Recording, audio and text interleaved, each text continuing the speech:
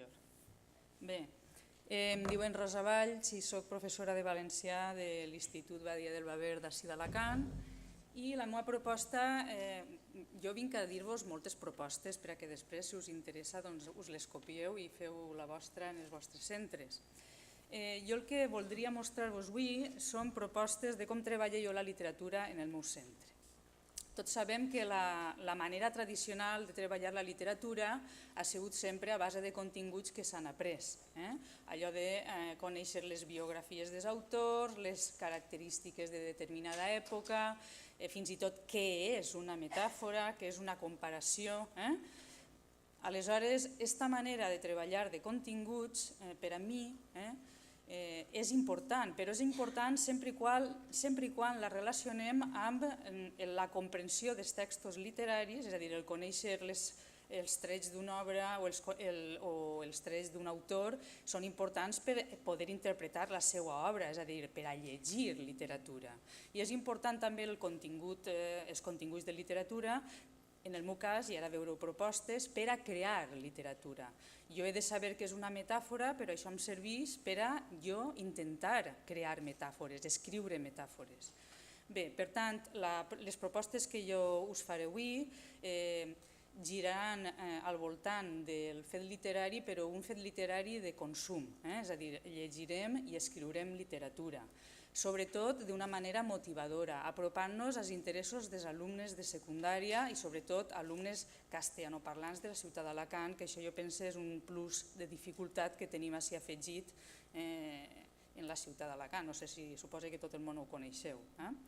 Bé, jo treballo normalment sense llibre de text, igual que comentava Paul Limorti anteriorment, treballo amb un portafolis, el portafolis de quart de l'ESO, el portafolis del batxillerat, i aleshores, a partir del nivell de llengua que s'està treballant, per exemple, en quart de l'ESO, com ha dit també Paul, treballem a partir del A2, A2+, i aleshores els xiquets el que fan és veure el nivell de llengua que ells tenen i les activitats que poden anar realitzant al llarg del curs per anar augmentant aquest nivell de llengua.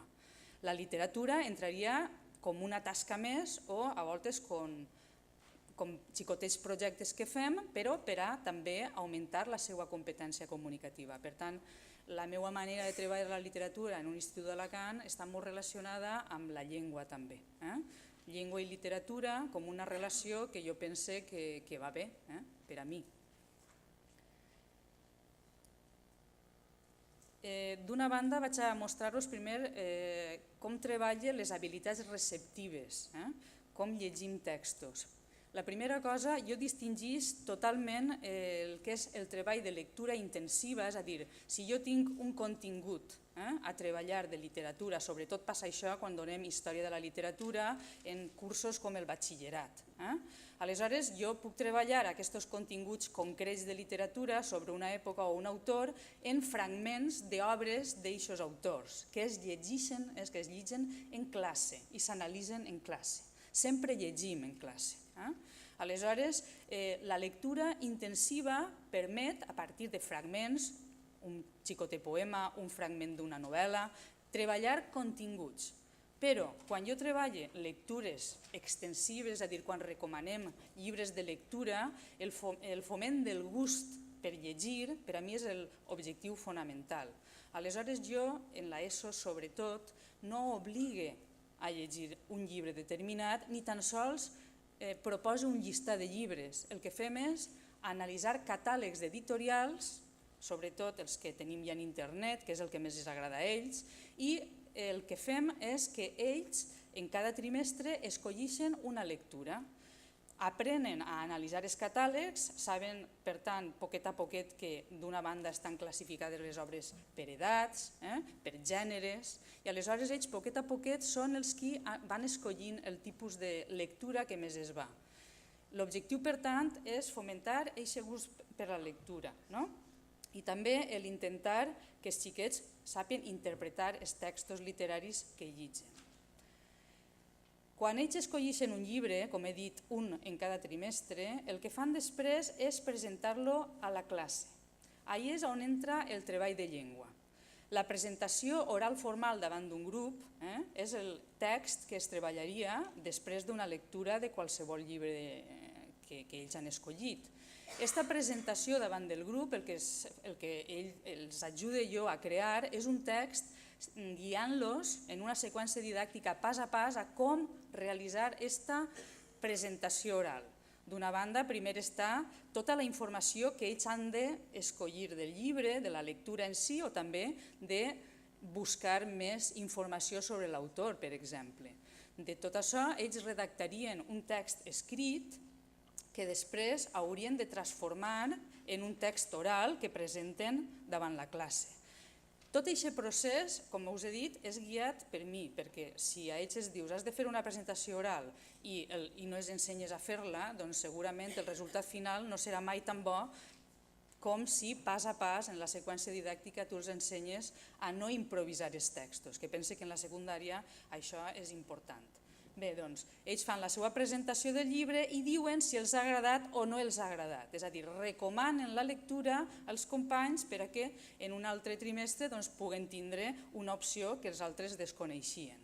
Si no els ha agradat la lectura i, per exemple, ells diuen que no els ha agradat perquè mira, és que m'he llegit Què t'angoixa Núria o La Raquel d'Isabel Clara Simó i això t'ho està dient un xaval de 17 anys o de 16 anys. Aleshores diuen, és que no m'ha agradat. Jo dic, per què no t'ha agradat?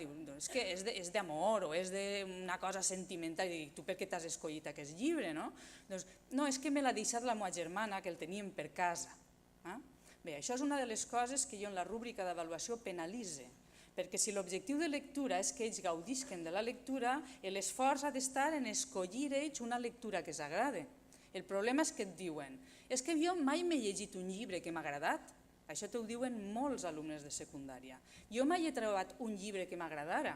Aleshores, ahir el que fem és treballar un altre aspecte de la lectura, que és el coneixement dels alumnes com a lectors, conèixer-los ells com a lectors. És part de la competència de l'aprendre a aprendre. Què m'agrada a mi llegir? M'agraden més les històries que van ràpides, no? I aleshores això, aquest ritme ràpid, on no el pots trobar? En les d'aventures, en les de misteri, en la ciència-ficció. És a dir, intentem reflexionar sobre els gèneres i allò que els aporta. Això ho fem amb un qüestionari que els passa al principi de curs i després, poquet a poquet, aquest qüestionari anem revisant-lo en classe, anem reflexionant sobre els aspectes que poden tindre les lectures, per exemple, els personatges, quin tipus de personatge el pot agradar més, no solament el gènere, això de vegades també influïx. A aquest xic igual no li agrada la història perquè el personatge és femení. Doncs pensa un poc abans d'agafar-te un llibre perquè la lectura pot ser una cosa que el cree plaer, no ha de ser necessàriament un càstig o un deure de l'escola i ahí s'acaba l'experiència. Bé, les lectures que realitzem en cada trimestre, com he dit, són voluntàries, però de vegades escollim un tema. En aquest cas, el tema que vaig a presentar-vos va ser l'assetjament escolar. Un any vaig decidir treballar l'assetjament escolar i aleshores la lectura ahir la van haver d'escollir entre algunes propostes com La mosca, el sos bullying de Joaquim Barba i algunes altres que n'hi ha. Ells escolliren un llibre d'aquestos, però sempre el tema havia de ser l'assetjament escolar. La lectura ahir l'encabia jo en el que diu Paul que és un projecte programat. Entraria la lectura com un primer contacte per obtindre informació sobre un tema que després, a poc, anem a treballar amb altres activitats i que ens duran a un producte final, que és el que jo els encomanaria finalment fer. Bé, com he dit, obtenen informació sobre l'assetjament escolar a partir de la lectura, també a partir de la pel·lícula Covardes o Covards. Tenim també una entrevista d'una xiqueta del meu poble que jo vaig descobrir que va ser víctima d'assetjament escolar en quart de l'ESO. Això és impacta, realment quan es dius és un fet real, aquesta xiqueta existeix i ella directament, jo vaig enregistrar-li una entrevista que li vaig fer, conta la seva experiència. Aleshores, al llarg de totes aquestes activitats, com dic, anem conduint-los a que tinguin tota la informació necessària per a que finalment facin un text final, una tasca final. Aquesta tasca final pot ser, per exemple, un any va ser, volíem fer cartells de prevenció contra l'assetjament escolar. i el cartell va ser el que vam encomanar. Però després un altre any vam fer fotonovel·les o vam fer curts. El tema sempre era l'assetjament escolar. Per tant, el treball final pot variar segons el grup que tens davant, els seus interessos, el que prefereixen. Tu pots oferir-los diferents tipus de textos. Ahí tenim els cartells, en la fotografia teniu els cartells per a la campanya que vam fer després en primer cicle, una campanya de prevenció sobre l'assetjament escolar. Aquesta campanya de prevenció la vam fer amb els cartells elaborats per als alumnes. Ahí es treballava el text instructiu, però després t'endú sorpreses perquè n'hi ha alguns que són supercreatius i us n'he dut un en directe perquè veieu l'obra d'art. Clar, això no ho fan tots els alumnes, però sí que de tant en tant tens la sorpresa d'algun alumne o alumne que destaca. Sí tenim el d'Helena Borja, que després també mostraré alguns treballs més d'ella, perquè era una xiqueta que treballava molt bé. Tenim una primera part del cartell on hi ha una sèrie de paraules que ella extrau de tota la informació d'allò que hem llegit i vist en les pel·lícules sobre l'assetjament, i és que la víctima d'assetjament sent normalment por, sent vergonya, sent soledat perquè no s'atreveix a denunciar, i aquest cercle el va angoixant cada vegada més, i en la paraula que vosaltres no llegireu ahir, però la paraula que hi ha en el centre del cercle de l'angoixa, l'última paraula és la paraula suïcidi, perquè algunes persones que són víctimes acaben suïcidant-se. En la segona part del cartell, ahir sí que fa més el text instructiu, diu: no tingues por, demostra'ls que tu ets més gran. Aleshores agafa la imatge de com són de xicotets els assetjadors. Realment es fan grans perquè s'uneixen, però ells són com ratoliners xicotets. Tu eres gran, com un elefant. I la part última, que a mi m'agrada molt, és el cervell de la víctima. El cervell de la víctima diu: el cervell de la víctima és com un laberint, i ella escriu, diu: la vida és com un laberint, a vegades et perds, però sempre hi haurà una eixida. Aleshores veiem un cervell on dins tenim les paraules soledat, por, impotència, i la que més a prop està de l'eixida és la voluntat, la paraula voluntat. Bé, com veieu també hi ha figures literàries, per tant, poden considerar que aquest cartell, que inicialment era un treball de text instructiu, doncs també és una xicoteta peça literària.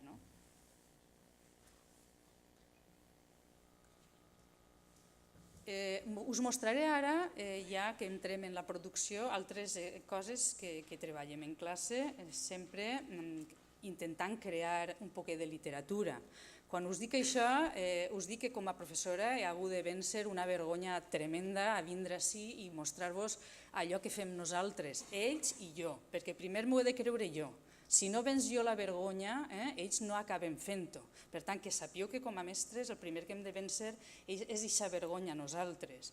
I com la vencem? Doncs no tenint com a referent els clàssics. Nosaltres mai podrem fer una cosa tan perfecta. A voltes tenim sorpreses i n'hi ha xavalets que fan coses molt boniquetes, però en general sabem que el resultat del treball mai serà tan perfecte. Dona igual, això no ens lleva la possibilitat de crear literatura. Aleshores, dir-vos que la literatura que vaig a mostrar-vos també mostra una visió àmplia del fet literari. Este cartell és literatura? Jo pense que sí que té cosetes que es poden dir literatura.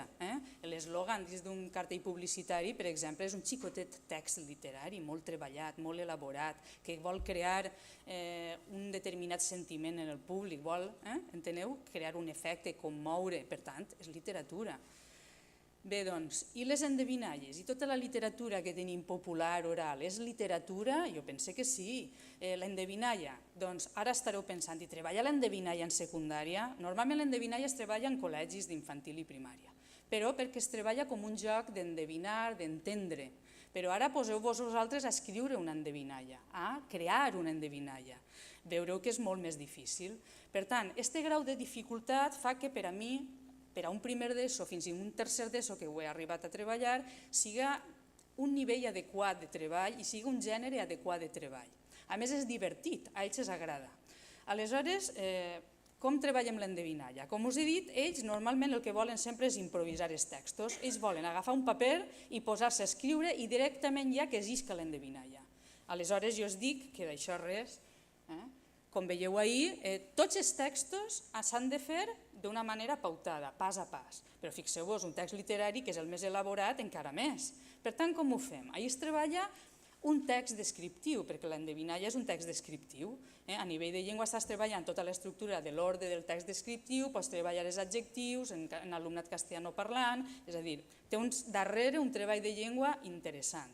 Però, com ho fem? Doncs primer el que fem és escollir un objecte, el descrivim en prosa, simplement posant les característiques que té aquest objecte. Este text descriptiu primer en prosa és com un esborrany. Aleshores ja tenim ahir la idea. Què fem amb aquesta idea? El que fem després és intentar crear alguna figura retòrica. A què es pot semblar aquest objecte? I aleshores ahir han de sorgir metàfores, comparacions.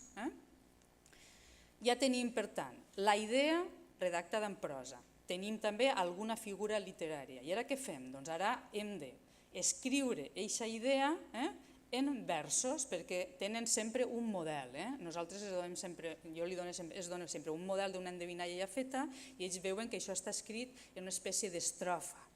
Unes són més llargues, altres més curtes. Jo no es limiten a aquest aspecte perquè ja tenen prou dificultat en la resta de coses. Ells, per tant, ara el que han de fer és escriure la idea en versos i després rimar-la, l'última cosa. Quan això ja ho tenen, penseu que són castellanoparlants, i aleshores la rima a voltes la destrossen perquè posen que rima una paraula, però clar, és en castellà i quan arribes tu dius no, això no val, es costa molt. Per tant, és un treball dificultós. Però fixeu-vos, ahí teniu, per exemple, la primera fase, on s'escriu tot el que és el text en prosa, la idea es diuen els trets d'ahir, en aquest cas, l'objecte que aquesta alumna Clàudia Gallego va escollir, que era una ràdio, i aleshores així ja tenim l'endevinalla, que diu sap de tots sap de tots els temes sense estudiar. El corrent elèctric és el seu menjar. Si bona música vols escoltar, aquest aparell hauràs d'emprar. Les seues dents semblen un colador. Quan parla fort, produeix tremolor. I segons volem més o menys so, cap problema. Pots modificar el to. És a dir, que fan cosetes que finalment rimen i són una endevinalla. Li vaig dir, però has d'acabar amb una pregunta, i ella se li va oblidar la pregunta. Però el següent sí que la va posar, diu, soc com un gall reial, amb moltes plomes i allargat. El meu aliment és la pols, per això menge molt. Qui soc? Això de les os obertes o tancades doncs també es costa, alumnat castellanoparlant. Però paga la pena, fan cosetes. Les nadaletes és una altra proposta. Hi ha persones que agafen qualsevol música de qualsevol cançó i el que fan és fer una nadaleta introduint-li un text amb quines coses fem en Nadal. Jo conec un mestre que ho treballa d'aquesta manera. La meva manera? Doncs jo vaig agafar el 25 de desembre fun com a model perquè pensé que és una nadaleta que tot el meu alumnat coneixia. Aleshores el que vam fer primer va ser analitzar aquesta cançó, veure els tipus d'estrofa, el tipus de rima, el que és una tornada, on apareixia la tornada, i aleshores es van posar a treballar. Ells sempre es sorprenen molt quan es demanes que ells han de fer la cosa, perquè com no estan habituats, al principi pensen que no podran fer-ho, però quan tu es guies pas a pas, finalment poden fer-ho.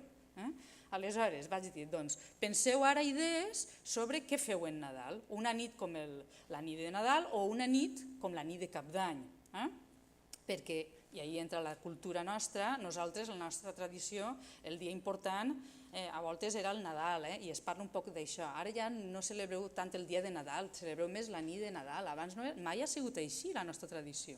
Es parla un poc sobre la cultura i aleshores ells es posen a escriure les idees sobre què fan la nit de Cap d'Any, per exemple, com és la que vaig a llegir-vos, i intenten després, en la seqüència didàctica, després d'escriure les idees en prosa, les redacten en estrofes i l'últim sempre és rimar-les, d'acord?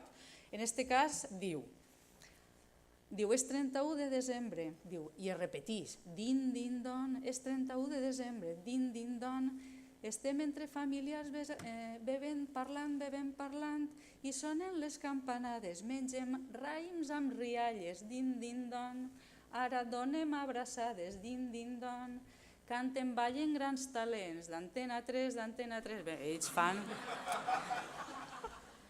el que poden, Mentre juguem a les cartes i els pares s'emborratxen, din, din, don. El cap d'any pren ja l'inici, din, din, don, tots brindem per més diners, i un treballet, i que la crisi s'acabe, tornant a Espanya agradable, din, din, don. Bé, això dels parats va eixir en moltes nadaletes, no vaig a llegir-ne més perquè prou farà que pugui acabar en el que duc, és que com em donen pressa. Bé, així parats, és que ha eixit molt el tema, ells són els que el trauen, jo no es dic res. Bé, altres propostes de textos. El text narratiu però amb imatge, perquè a ells els agrada molt el món de la imatge. Per tant, aneu a veure 3 propostes, el treball de curts, el treball de la fotonovel·la i el treball dels còmics. Els 3 tipus de textos narratius comencen de la mateixa manera. El primer que fem és una sinopsi de la història, han de pensar una història, i la redacten primer molt breument. Pensen els personatges que apareixeran, els descriuen i la localitzen en un lloc determinat. Aleshores, quan ja tenen aquesta primera idea, en la següent sessió desenvolupen la idea ja amb diàlegs. Van desenvolupant el que seria ja el text escrit total.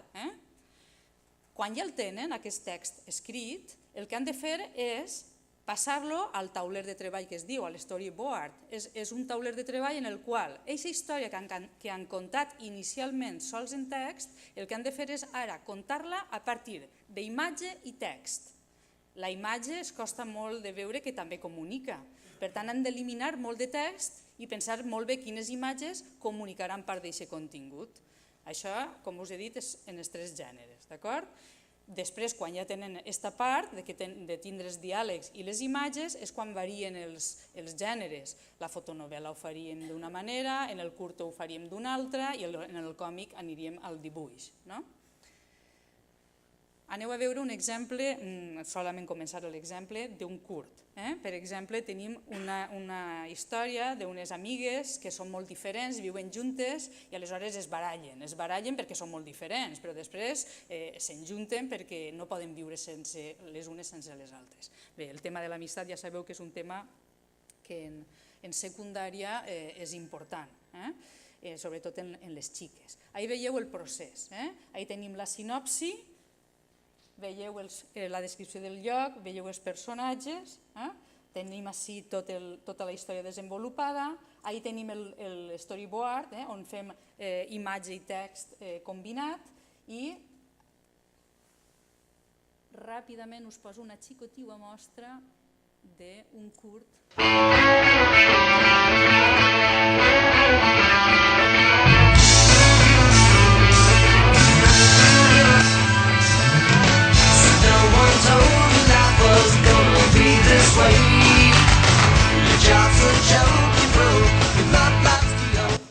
Hola, soc Carmen i aquesta és la meva nova casa. Això, la nostra nova casa. Ara mateix estic estrenant la meva nova càmera. Aquesta és Sara i com podeu comprovar té un problema amb la neteja. Hola.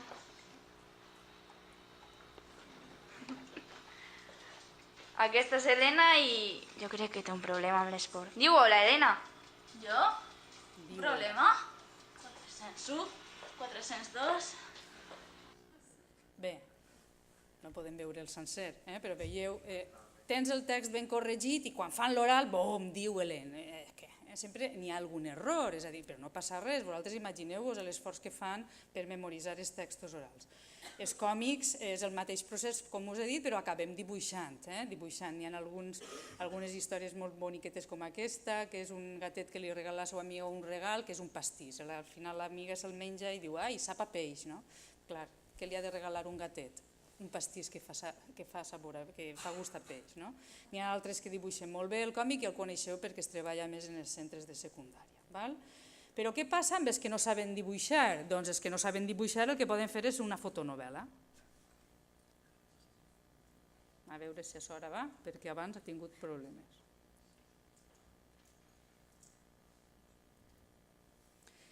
La fotonovel·la nosaltres la realitzem simplement en un PowerPoint, és a dir, o qualsevol presentació de diapositives, en les quals allí posen les fotos i les bafarades amb els textos, però també es poden utilitzar molts programetes d'edició que hi ha gratuïts, que vosaltres els coneixereu perfectament. En aquest cas, ells van escollir això, el PowerPoint, perquè era el que més coneixien els xavals. El van fer després d'un any de treball l'assetjament escolar. És un xaval que arriba nou i, per tant, com és el nou, aquesta és la psicopedagoga del meu institut, com arriba nou al centre, doncs immediatament li prenen mania. Li prenen mania, l'acosen, sabem ahir que entra molt el registre col·loquial, és un treball de registre col·loquial que en altres textos no entraria. Bé, l'acosen, finalment es resol, no vaig a donar-vos totes les pistes perquè no ens dona temps. Vaig ràpidament, mostrant-vos. Una altra cosa que treballem és el rap o hip-hop, que a mi que em diguin algú la diferència perquè ningú sap explicar-me-ho del tot, però són molt pareguts. Per què escollim el rap o el hip-hop? Doncs perquè són fàcils de cantar. Com va néixer aquesta idea? Doncs en un acte de graduació del meu institut on tot es feia en castellà. I jo vaig dir, doncs alguna cosa hem de fer en valencià que siga simpàtica.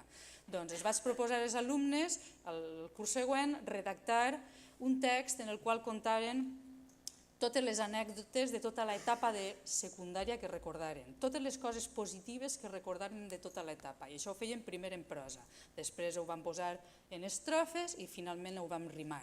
Ahir sí que els vaig donar una estrofa determinada de 4 versos, en síl·labes, de 8 síl·labes cada vers, això també s'ho voten un poquet com poden, però van intentar ajustar-se ahir, perquè ahir era important perquè després en el ritme de la cançó poguera quadrar la cosa.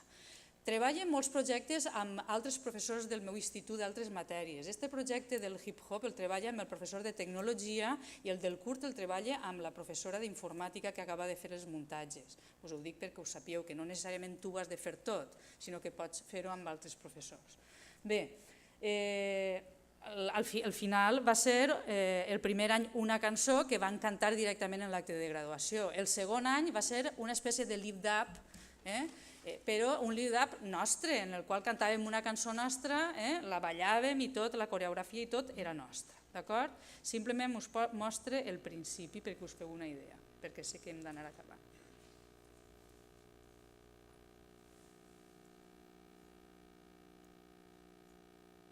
El teniu en YouTube si voleu, el rap del veí.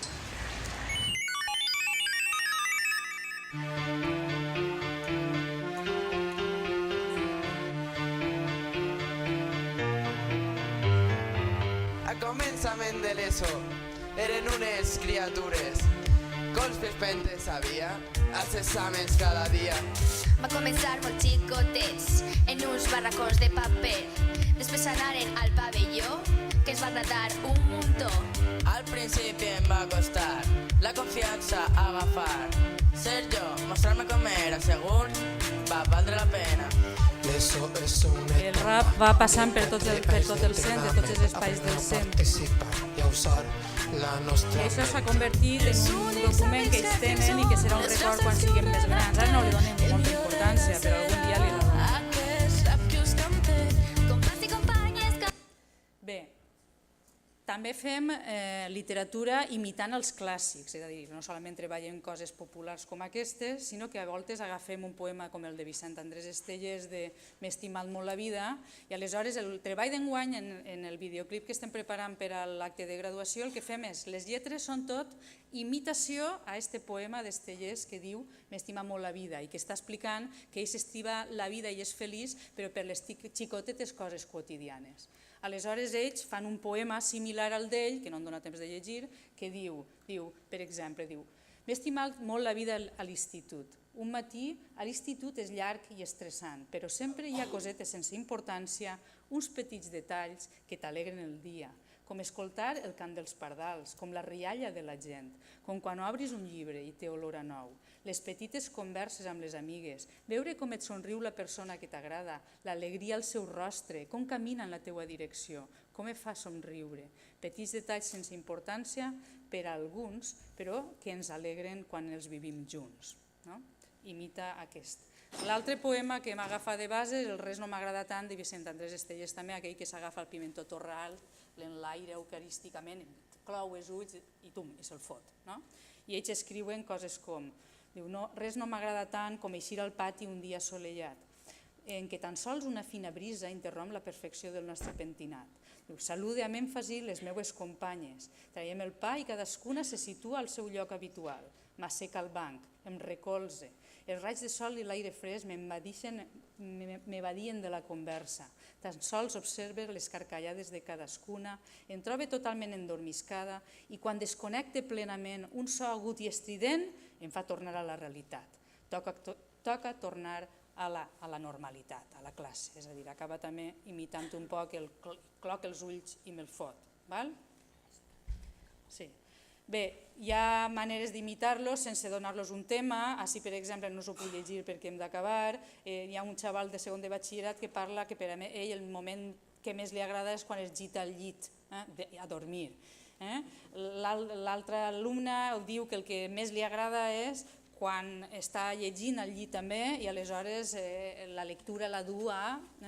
Bé, més temes clàssics que vaig solament a enumerar per acabar ja. Les rondalles d'Enric Valor, sabeu, podeu posar un principi de rondalla i que ells inventen el final, això sí que és més conegut, nosaltres ho fem. A voltes sorprenen els finals que s'inventen. Un altre clàssic o un altre autor reconegut que imitem és l'obra de James Finn Gardner, el coneixeu, el de contes per a nens i nenes políticament correctes. Sabeu que és agafar un conte tradicional, com la Caputxeta Vermella, i el que fas és contar-lo des d'una visió actual, el transformem. Aleshores, ells han transformat contes com Hansel i Gretel, Tecno, Blancaneus i els 7 econans, El vell dorment al país de mai més, este us l'havia dut però no el podré llegir, es tracta d'un vell dorment masculí, que és gay, i que per suposar els pares dels reis el volen casar però no el poden casar, perquè clar, a ell realment el que li agraden són els xics. Finalment apareix, es punxa també, cau mig desmaiat i és un xic que és Peter Pan, el que arriba allí, li pega un bes i bum, s'enamoren. Bé, està molt bé perquè són molt creatius. Transformar, per exemple, un conte o un relat breu de Pere Calders o de Quim Monzó a còmic és una altra opció que nosaltres fem en batxillerat. I quan es dius, doncs podeu fer un treball voluntari per pujar nota a final de curs a aquells que esteu en un 4,5, si voleu que us aprove treball voluntari. Doncs alguns es sorprenen també amb treballs molt creatius. Per exemple, aquesta alumna em va parlar de la crisi espanyola, és un text narratiu tipus AUCA, i em va fer un AUCA de tota la crisi espanyola. Doncs res, simplement era això el que volia ensenyar-vos i sobretot dir-vos que us animeu a intentar crear literatura també en el centre, no solament llegir-la. Moltes gràcies. És que és impossible.